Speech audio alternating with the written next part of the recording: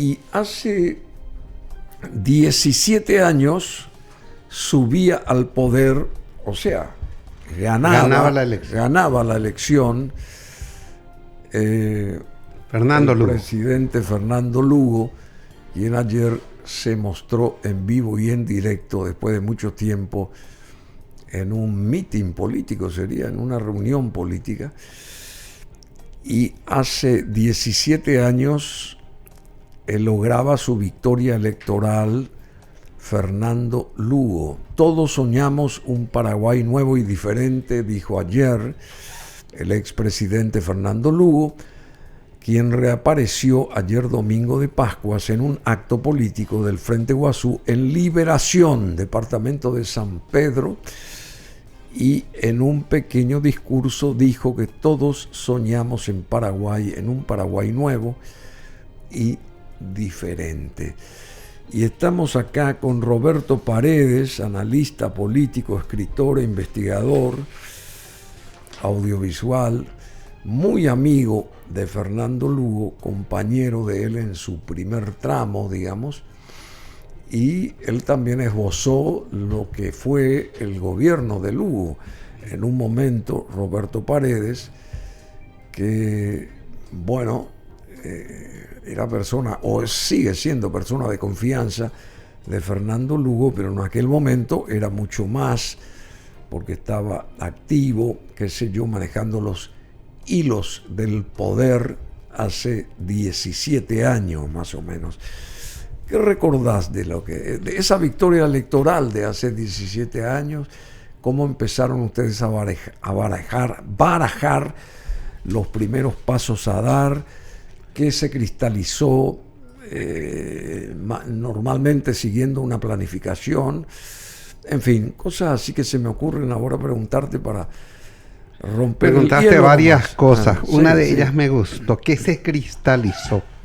Se cristalizó la intención o el anhelo de un pueblo por tomar un destino, buscar algo diferente, capaz de dar soluciones efectivas a problemáticas complejas. ¿Y cuál fue esa diferencia con los por ejemplo, gobiernos anteriores, digamos? En el campo de la salud, la salud no era gratuita, se cobraba todo y faltaba todo como hoy, ¿sí?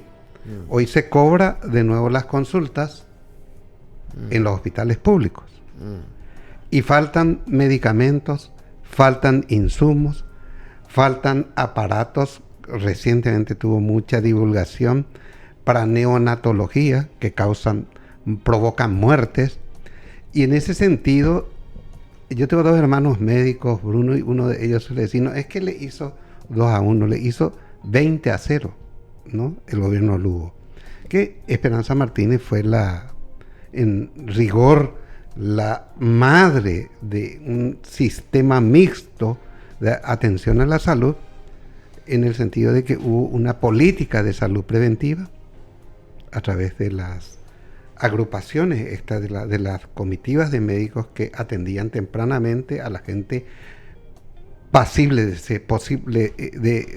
ser enferma, digamos, y había una política curativa totalmente gratis, con todos los elementos médicos a disposición de los profesionales. La gente recuerda aquel momento. La gente recuerda aquel momento. Recuerda como en ese aspecto del que mencionaba. Como uno de los más grandes méritos de Lugo, no siendo mérito de Lugo, fue mérito real de Esperanza Martínez. Porque Lugo tuvo una cualidad rara. Lugo no se metía en lo que hacía su colaborador. Si Bruno Masi era, suponte, en el caso Feticio Escobar, ministro de Cultura, él no opinaba sobre lo que iba a hacer. No opinaba sobre lo que iba a hacer Esperanza Martínez, sobre lo que haría Borda, que dicho sea de paso, también aportó algo muy importante. ¿Qué cosa? Vos recordarás el crecimiento del 15%, sí, probablemente el mayor crecimiento que tuvo la economía paraguaya en toda su historia, en aquel que momento se dio en el 2010, ¿sí?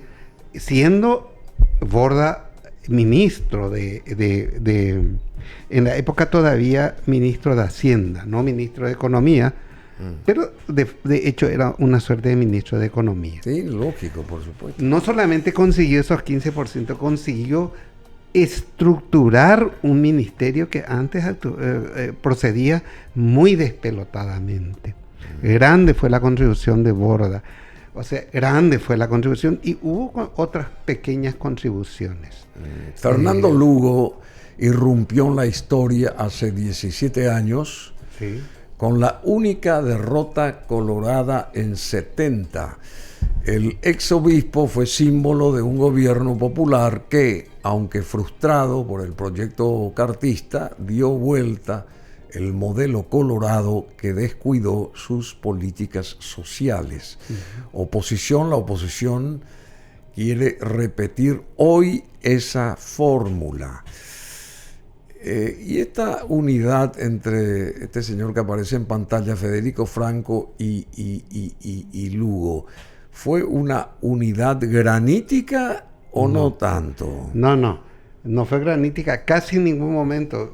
Vos, antes que durante el gobierno, fue en la previa que yo tuve un papel grande, digamos que en la estructuración de lo que iba a ser el 20 de abril, o sea, en la constitución del movimiento, la realización de las alianzas. ¿O trabajaste allí? Yo trabajé ahí, trabajé y obviamente nos distanciamos en varios momentos, pues yo soy una persona de posiciones firmes y a veces discrepábamos con el presidente y tomaba distancia. Me hacía llamar... ¿O tomaste distancia con el vicepresidente? No, con el vicepresidente, y le puedo decir, pese a que soy un crítico a lo que se produjo en 2012 en un sentido que me gustaría explicar. Sí. Yo creo que Federico fue un presidente legal, pero ilegítimo. O sea, la legitimidad en política quiere decir consenso social, y él no tenía el consenso de la sociedad paraguaya para estar en ese lugar. La gente quería que Lugo concluya su mandato, y era lo más saludable para la sociedad. ¿Y por qué no dejaron que él concluyera el mandato? Es una buena pregunta también. Y no dejaron que concluyera porque iba a ser un factor fundamental en el proceso de transición. Fíjate que en el 2012 Lugo pasa de ser un personaje central en el proceso de transición, digamos, de transmisión de mando, al año siguiente, en el 13, a ser un personaje político prácticamente obviado en ese proceso. Ahí también funcionó la motosierra, che. No, funcionó en la motosierra. En aquel momento te estoy hablando. En el al inicio, antes de que Lugo asumiera, supuestamente se captó una grabación en la que Federico diría, ¿no?, en una conversación telefónica, que Lugo no duraría 6 meses y él lo reemplazaría. ¿Sí? Desde entonces, las relaciones entre Lugo... ¿Quién dijo eso? Federico Franco. ¿Seguro estás diciendo lo que tenés certeza? Segurísimo. Es más, hablamos de eso. Por eso es que desde el vamos, Lugo apuesta a debilitarlo y lo hace de una manera... Era muy hábil Fernando Lugo, ¿sí? 2 piezas fundamentales le quita. Uno, Efraín Alegre, pieza clave del franquismo en ese momento, y el otro, Cándido Vera Bejarano, pieza clave también. Les da un ministerio a cada uno, ¿verdad? El Ministerio de Obras Públicas a Alegre y el Ministerio de Agricultura y Ganadería a Candidí, le llamábamos Cándido Vera Bejarano, ¿sí? ¿Qué hace con eso? Destartala la estructura dirigencial del franquismo, ¿verdad? Lo debilita y como vicepresidente lo ningunea permanentemente, ¿verdad? Hay declaraciones públicas de Federico. Y el caso Curubatú fue, digamos, fundamental para su para que se aparte del poder, Fernando. Desde mi punto de vista, fue fundamental, pero desde mi punto de vista fue la excusa perfecta.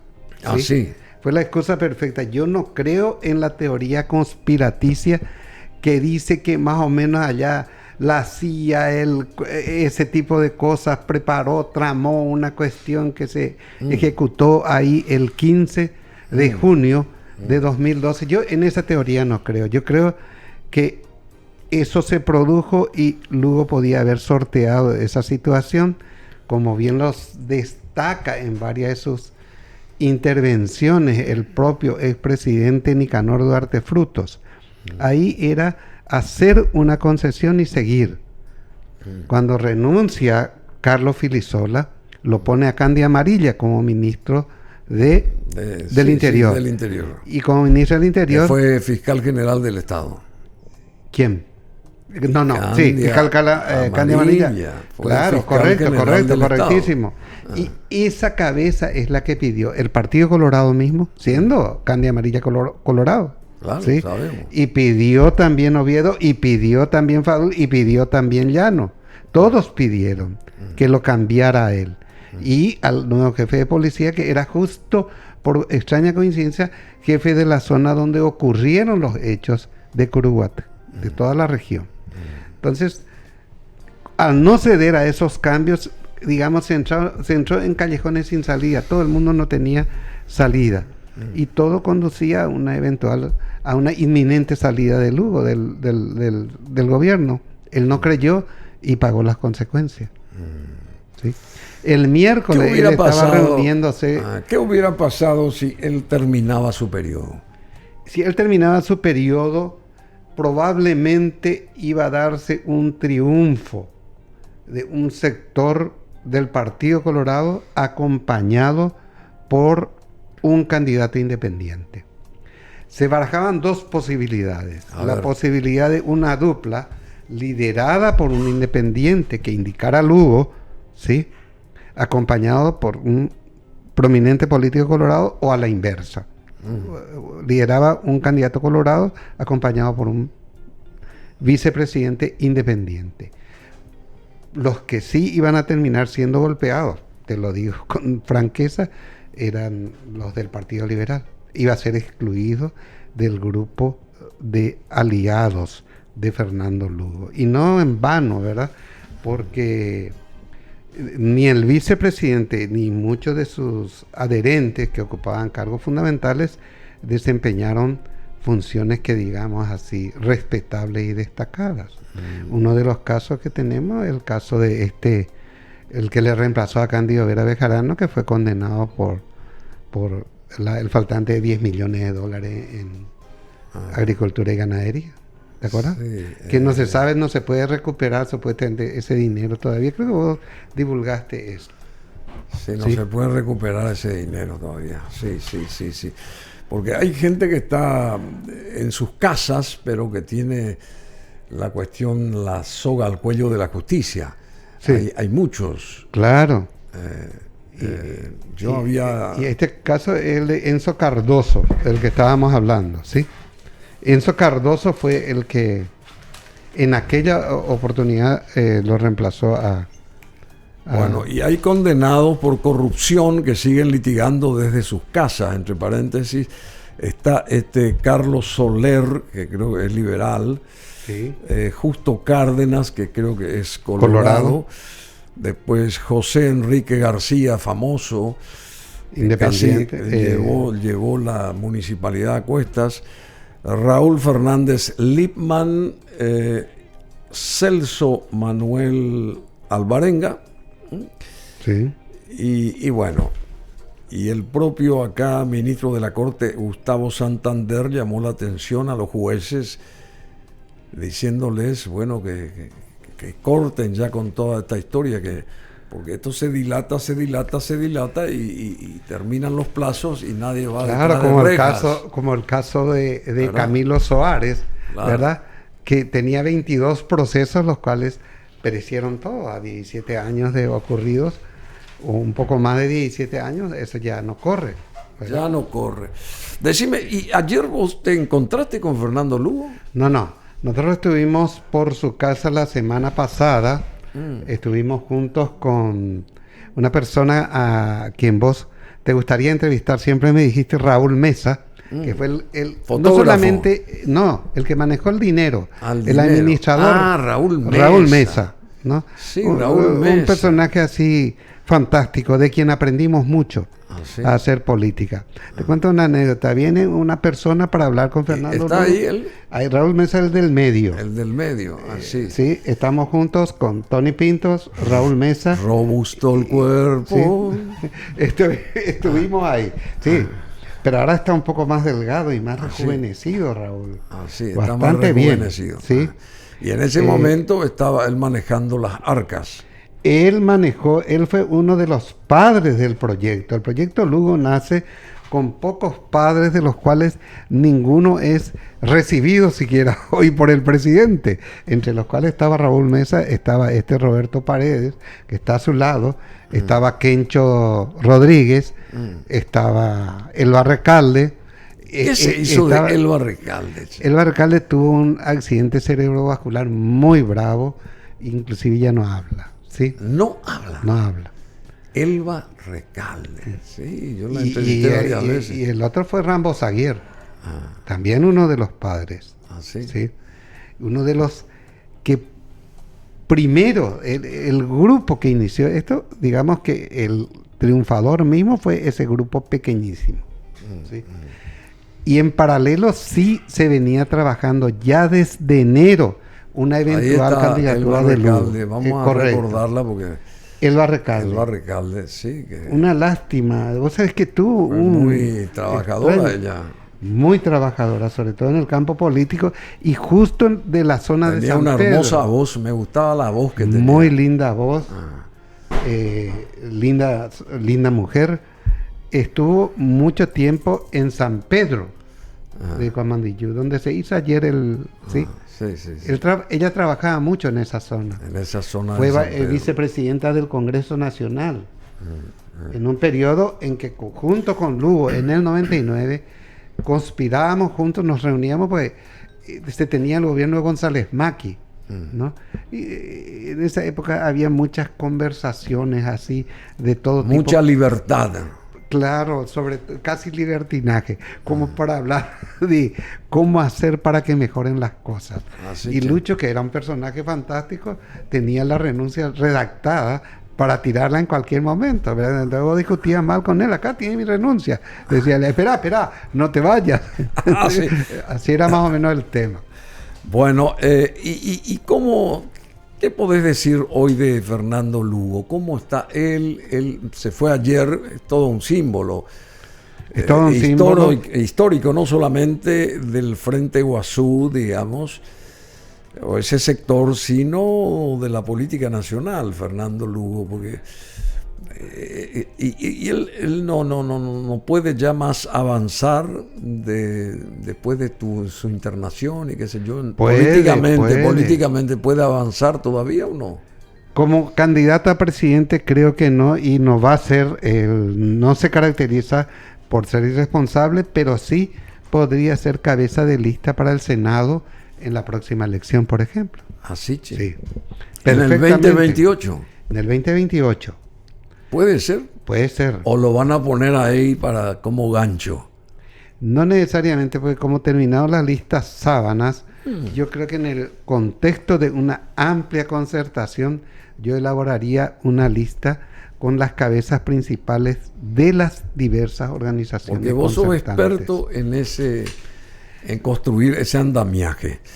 Bueno, el expresidente Fernando Lugo reapareció ayer, decíamos, estuvo presente ayer domingo en Liberación, departamento de San Pedro, en un acto realizado por el Frente Guazú en conmemoración de los 17 años de su histórica victoria electoral que llevó a Lugo a la presidencia de la República en el 2008, tras más de 6 décadas de hegemonía colorada. A ver, vamos a escuchar esto. Gente a lo mejor, digamos,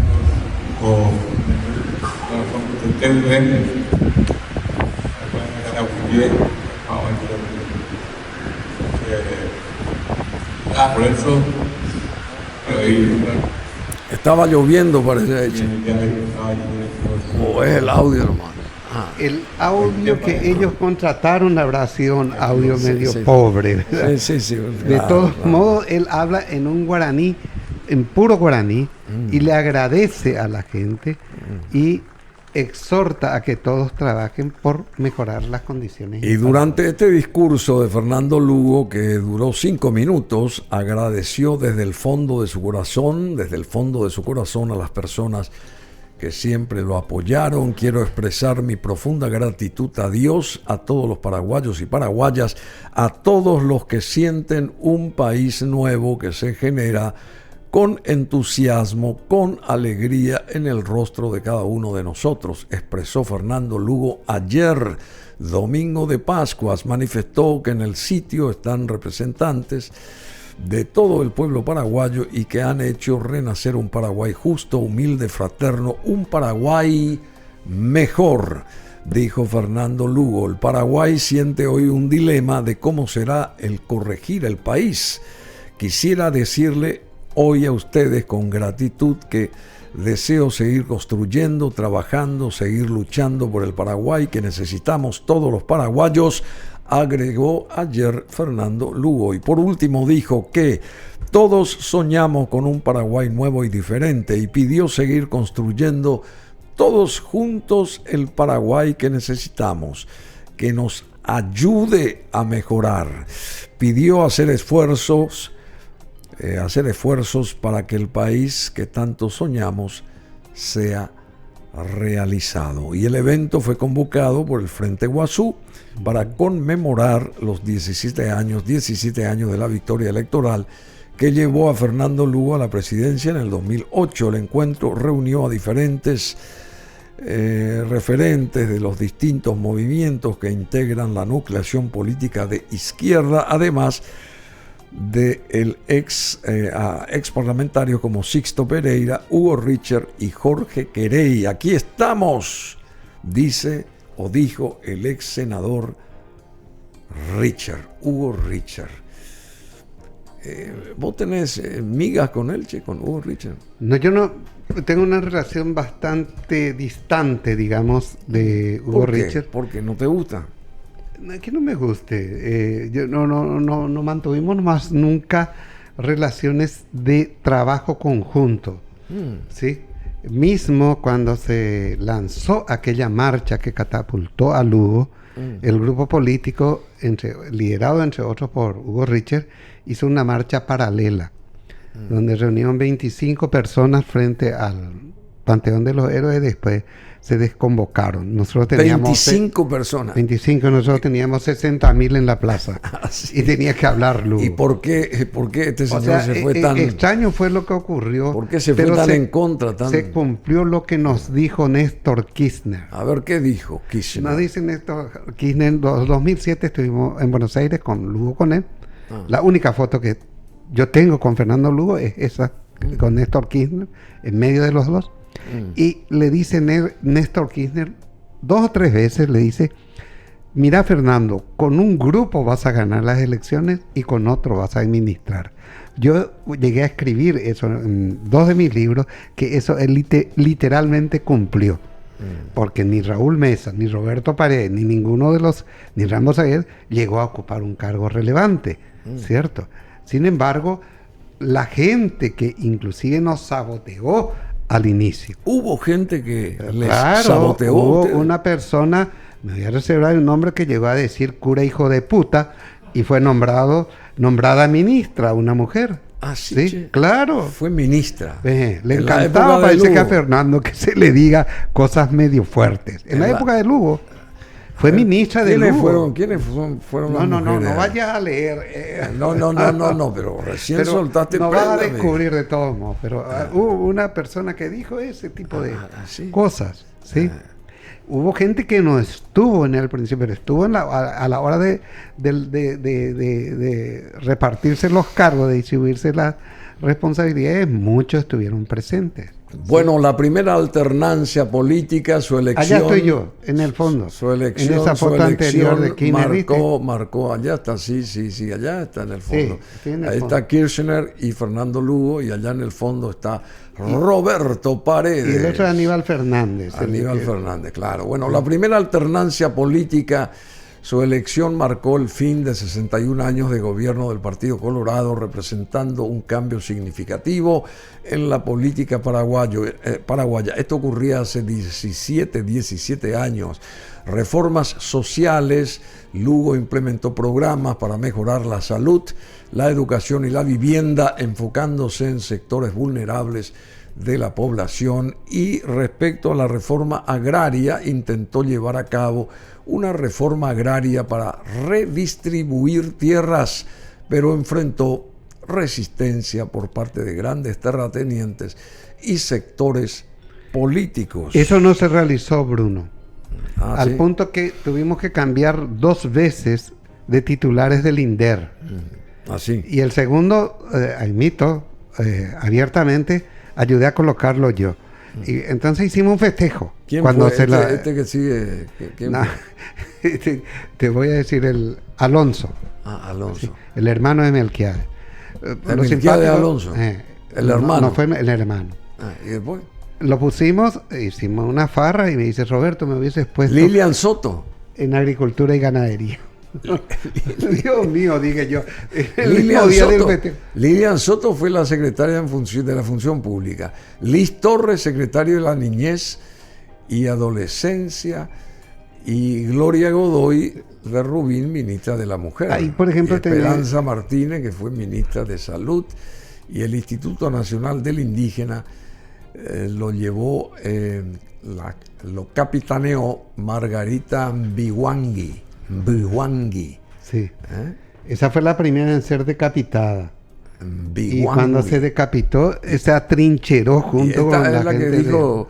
No. ¿Y cuál de estas es?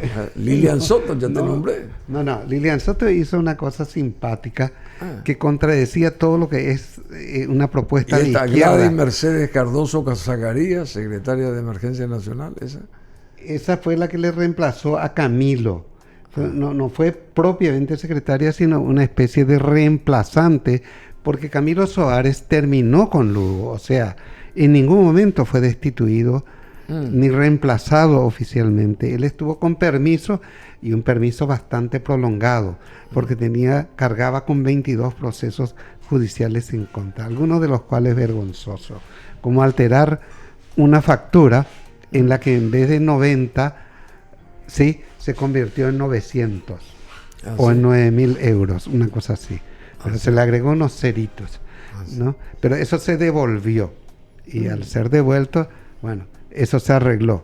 Si no hubiesen sido más de 25 procesos, probablemente, una cosa de loco fue.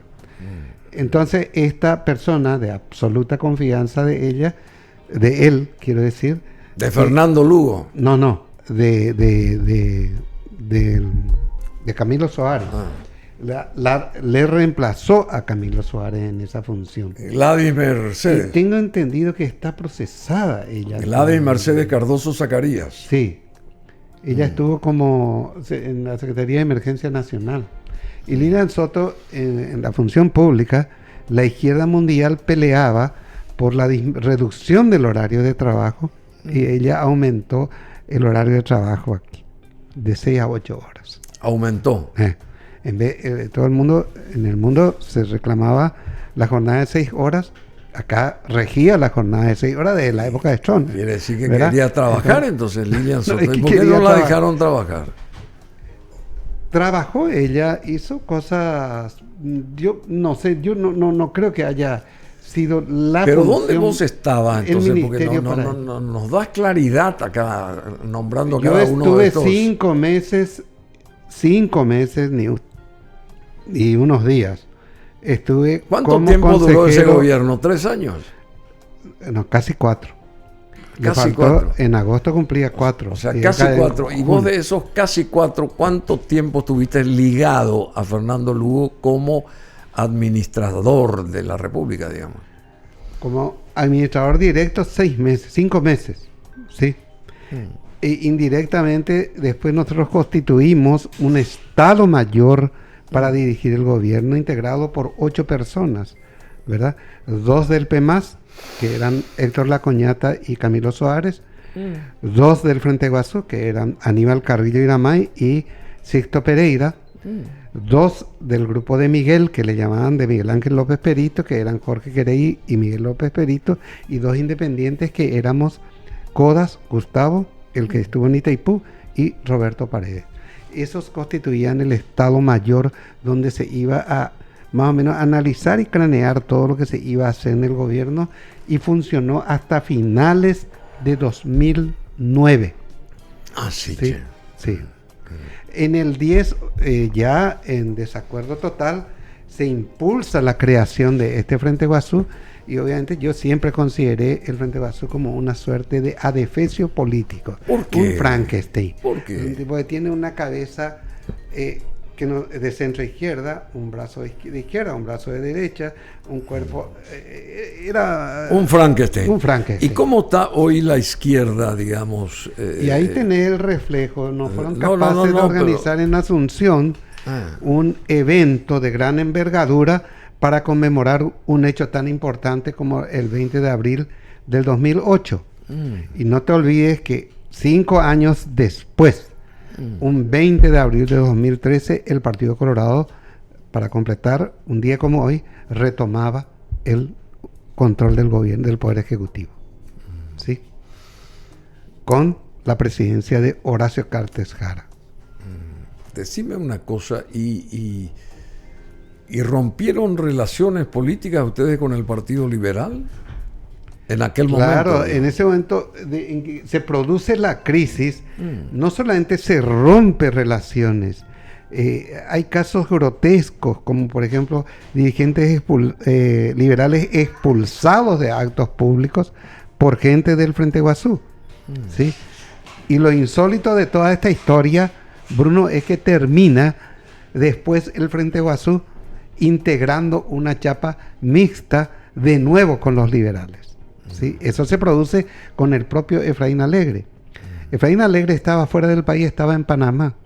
Compró un pasaje de urgencia para retornar a Paraguay y llegar a tiempo para votar por la destitución de Lugo. Estaban preparando los Panama Papers. Los Panama Papers.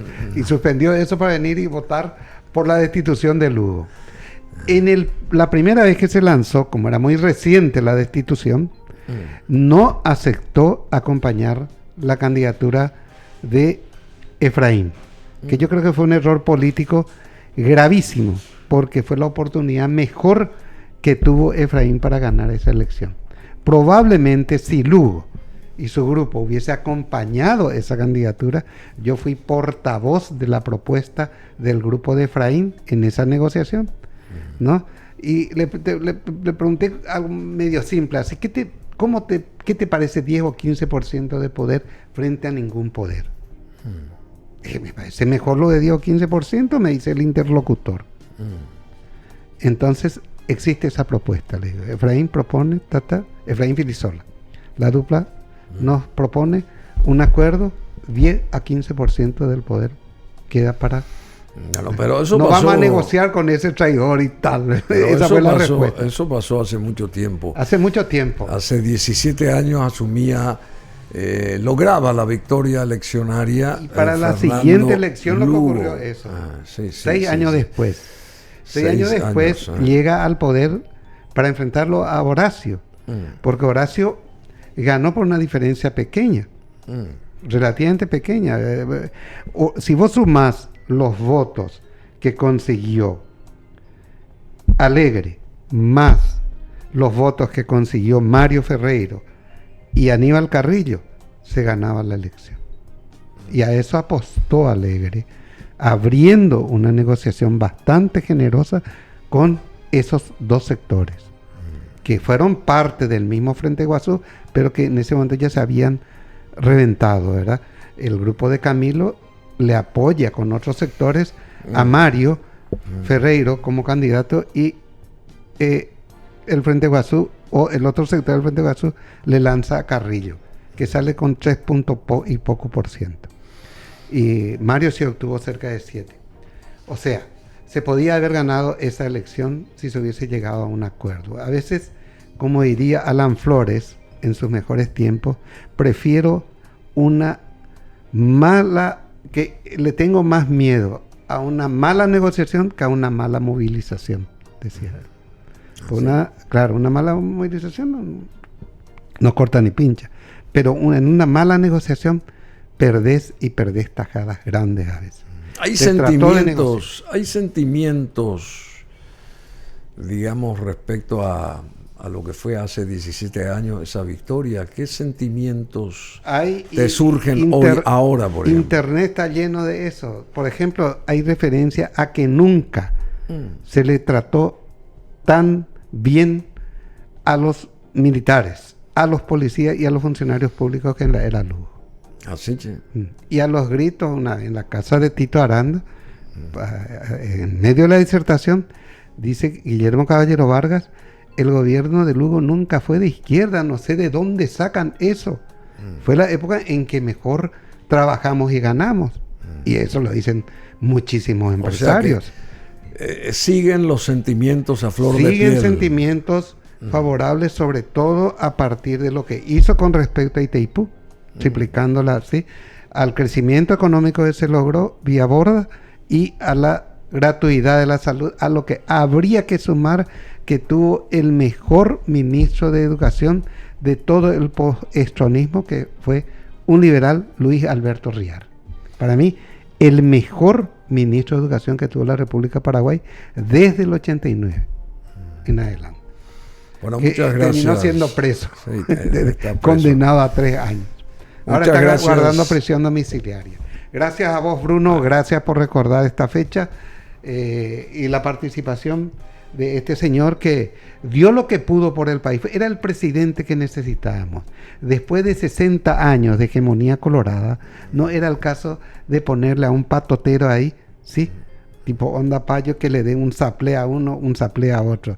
Necesitábamos un Fernando Lugo, un tipo que se haga el embotado haciendo vista gorda ante cosas que no se hacían muy bien y todo ese tipo de cosas.